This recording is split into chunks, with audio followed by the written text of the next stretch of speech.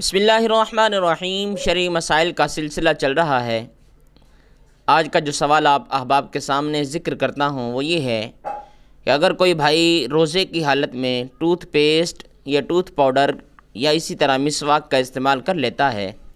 تو اس سے ان کا روزہ فاسد ہوگا یا کہ نہیں ہوگا۔ تو اس کے متعلق چند گزارشات ہیں جو کہ آپ احباب کے سامنے ذکر کرتا ہوں۔ دیکھیے، مسواک جو ہے یہ سنت رسول صلی اللہ تعالیٰ علیہ وسلم ہے، اور مسواک کا مقصد کیا ہے کہ دانتوں کو صاف کیا جائے۔ یہی مقصد ٹوتھ پاؤڈر کا بھی ہے، یہی مقصد ٹوتھ پیسٹ کا بھی ہے۔ تو آیا جس طرح بندہ مسواک روزے کی حالت میں کر سکتا ہے، اسی طرح ٹوتھ پاؤڈر یا ٹوتھ پیسٹ کا بھی استعمال کر سکتا ہے یا کہ نہیں کر سکتا؟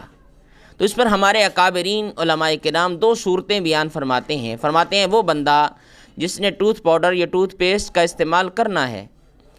اس کو اس بات کا بخوبی اندازہ ہوگا کہ وہ ماہ صیام سے پہلے بھی ان کا استعمال کرتا ہوگا۔ اس کا اندازہ ہوگا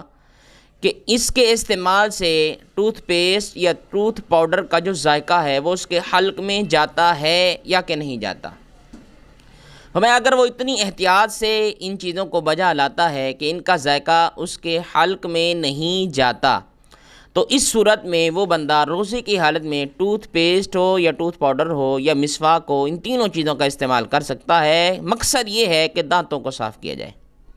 اور فرمایا اگر اس کو اس بات کا بخوبی علم ہے کہ وہ ماہ صیام سے پہلے بھی ان عملوں کو بجا لاتا ہے، تو ان کے بجا لانے سے اگر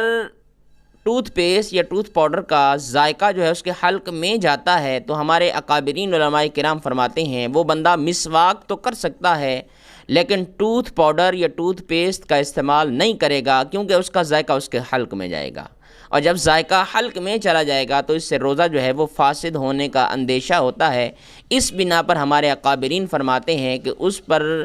لازمی احتیاط یہی ہے کہ وہ ٹوتھ پاؤڈر اور ٹوتھ پیسٹ کا استعمال روزے کی حالت میں نہیں کرے گا،